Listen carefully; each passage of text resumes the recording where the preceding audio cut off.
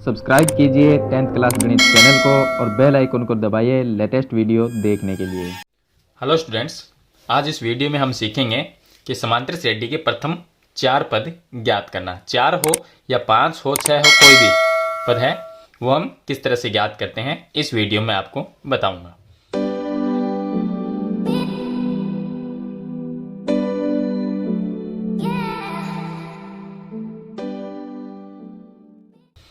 तो देखिए यहाँ पर अगर हमें इसमें लिखा है कि प्रथम 4 पद है तो हम प्रथम 4 पद करते हैं। आप 5 पद भी कर सकते हैं, 6 भी कर सकते हैं। तो अगर हमें पद ज्ञात करने हैं तो उसके लिए हमें 2 चीज चाहिए। एक तो समांतर श्रेणी का प्रथम पद यानी ए का मान, और एक उसका बीच का जो अंतर जिसको हम डी कहते हैं। तो देखिए मैंने यहाँ पर 4 क्वेश्चन लिए हैं। हर एक क्वेश्चन के अंदर ए का मान और डी का मान दिया गया है। तो एक ए का मतलब हो गया कि समांतर श्रेणी का प्रथम पद, और डी क्या हो गया, जो भी संख्याएं होती है उनके बीच का अंतर यानी सार्वय अंतर। तो हम क्या करते हैं कि पहले पद में जो सार्वय अंतर होता है वो हम जोड़ते रहते हैं, तो आगे वाला पद है वो आ जाएगा। तो देखिए क्वेश्चन नंबर 1 ले लेते हैं। इसमें ए का मान दिया गया है और डी का मान दिया गया है। अब हम प्रथम पद इसका क्या होगा यानी a1। अब समांतर श्रेणी क्या होती है, a1 a2 a3 a4। तो यहाँ पर a1 a2 a3 a4। चलिए हमें 4 ही पद ज्ञात करने हैं। तो प्रथम 4 पद यानी a1 a2 a3 a4। तो a1 जो होता है वो a ही होता है। तो इसमें a का मान तो हमें दिया गया है -1, यानी a1 को हम a भी लिख सकते हैं और इसका मान हमें दिया गया है -1, यानी समांतर श्रेणी का पहला पद आ गया -1। अब समांतर श्रेणी का दूसरा पद कैसे निकलता है, तो मैंने आपको पहले ही बताया है कि जो पहला पद होता है उसमें हम सार्वय अंतर को प्लस कर देते हैं, जोड़ देते हैं। तो देखिए तो क्या आ जाएगा a2 यानी दूसरा पद। तो a2 का मतलब दूसरा पद कैसे निकलेगा, पहला पद a1, पहला पद क्या होता है समांतर श्रेणी का a1, उसके अंदर हम सार्वय अंतर d को जोड़ देते हैं तो दूसरा पद आ जाएगा। अब इसमें देखिए कि a1 क्या है -1 और प्लस d सार्वय अंतर कितना है 1/2 दिया गया है। तो माइनस में 1 है और प्लस में 1/2 है, तो इसका आंसर क्या आएगा, इसका आंसर आएगा माइनस में 1/2। आप इसको लघुत्तम लेके सरल कर सकते हैं। इसी तरह से अब समांतर श्रेणी का तीसरा पद ज्ञात करना यानी a3। तीसरा पद ज्ञात करने के लिए हम क्या करते हैं कि जो दूसरा पद होता है उसमें सार्वय अंतर जोड़ देते हैं। तो दूसरा पद क्या है a2, दूसरा पद क्या है a2, उसके अंदर हम क्या जोड़ देंगे, सार्वय अंतर d का मान। तो जो समांतर श्रेणी है उसका तीसरा पद है वो आ जाएगा। a2 का मान कितना है अभी हमने ज्ञात किया है, माइनस में 1/2, यह हमने ज्ञात किया है, और प्लस में इसके अंदर जोड़ना है आपको 1/2 जो कि सार्वय अंतर है। तो 1/2 जोड़ देंगे, ये संख्या माइनस की है और ये संख्या प्लस की है, दोनों का आंसर क्या आएगा 0, क्योंकि संख्याएं कट जाएगी। चलिए उसके बाद में a4, अगर a4 का मान निकालना है तो समांतर श्रेणी का यानी चौथा पद, 4 नंबर जो पद निकालना है उसके लिए हम क्या करते हैं, जो तीसरा पद होता है समांतर श्रेणी का उसके अंदर हम सार्वंतर जोड़ देते हैं। तो समांतर श्रेणी का तीसरा पद यानी a3 और उसमें हम क्या जोड़ देंगे, सार्वंतर यानी d। तो देखिए a3 कितना है, a3 हमने अभी ज्ञात किया है 0, a3 का मान 0 आया, प्लस उसके अंदर हम क्या जोड़ देंगे d कितना है 1/2, d का मान वो बदलता नहीं है, सेम ही रहता है। तो 1/2 जोड़ देंगे, 0 में 1/2 को प्लस किया तो 1/2 ही आएगा। तो हमने क्या निकाल लिए, समांतर श्रेणी के प्रथम 4 पद a1 a2 a3 a4। तो हम यहाँ पर लिख सकते हैं a1, a2, a3, a4।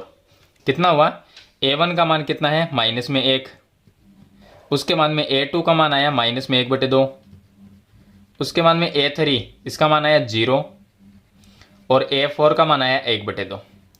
तो ये समांतर श्रेणी के 4 पद हमने ज्ञात कर लिए, यानी एक समांतर श्रेणी बना ली 4 पद की। इसी तरह से आप क्वेश्चन नंबर 2 को सरल कर सकते हैं। क्वेश्चन नंबर 2 में a का मान यानी a1 का मान दिया गया और d ये दिया गया है। तो समांतर श्रेणी के 4 पद, तो पहला पद क्या होता है a1 कैसे ज्ञात करेंगे, जो a दिया गया है वो a1 है, तो a का मान 1/3, तो यहां पर मैं लिख देता हूं 1/3। a2 कैसे ज्ञात करेंगे, जो प्रथम पद है उसके अंदर d जोड़ देंगे। तो प्रथम पद क्या होता है a1, उसके अंदर क्या प्लस कर देंगे d। a कितना है प्रथम पद a यानी a1 1/3 और प्लस डी कितना है, टी हमें दिया गया है क्वेश्चन में 4/3, 4/3। नीचे की संख्या बराबर है तो मैं इसको लिख सकता हूँ, अगर इसका लघुत्तम लेंगे तो 3 ही आएगा, तो 1 + 4 यानी 5/3 ये आ जाएगा। उसके बाद में A3 यानी तीसरा पद ज्ञात करना है समांतर श्रेणी का, तो दूसरे पद में D जोड़ देंगे। दूसरा पद क्या होता है A2, उसके अंदर जोड़ देंगे D। A2 कितना है हमने अभी ज्ञात किया है 5/3 है, तो 5/3 उसके अंदर प्लस में जोड़ना है D। D का मान हमें क्वेश्चन में दिया गया है 4/3, तो ये लिख देता हूँ मैं 4/3। अगर इसका लघुत्तम लेंगे एलसीएम तो लघुत्तम 3 आएगा, ऊपर की संख्या सेम ही रहेगी, तो 5 + 4 मैं डायरेक्ट बता देता हूँ, 5 + 4 कितने होंगे 9, 9/3। 9 में 3 का भाग भी चला जाता है तो आप 3 लिख सकते हैं। इसी तरह से A4 अगर आपको ज्ञात करना है तो क्या करेंगे, जो 3 नंबर का पद है यानी A3 उसमें D को प्लस कर देंगे। A3 कितना है 3, और इसके अंदर प्लस क्या करना है आपको D का मान क्वेश्चन में दिया गया है 4/3, ये होगा 4/3। इसके नीचे अगर मैं 1 लिखूं तो इसका जो एलसीएम है यानी लघुत्तम वो सेम ही आएगा, सॉरी 3 आएगा, तो ये मैं यहाँ पर लघुत्तम 3 लिया और यहाँ पर आ गया 3 + 4, तो कितना आया 7/3। तो हमारे पास में A4 कितना आ गया 7/3। तो हम एक समांतर श्रेणी बना सकते हैं। प्रथम पद A1 का मान 1/3, दूसरा पद 5/3, तीसरा पद 3 और इसका चौथा पद है 7/3। इसी तरह से आप क्वेश्चन नंबर 3 और क्वेश्चन नंबर 4 इनको भी सरल कर सकते हैं। अब देखिए क्वेश्चन नंबर 3, क्वेश्चन नंबर 3 है, इसके अंदर A का मान दिया गया है 0.6 और D का मान 1.1। तो चलिए समांतर श्रेणी के प्रथम 4 पद ज्ञात करते हैं।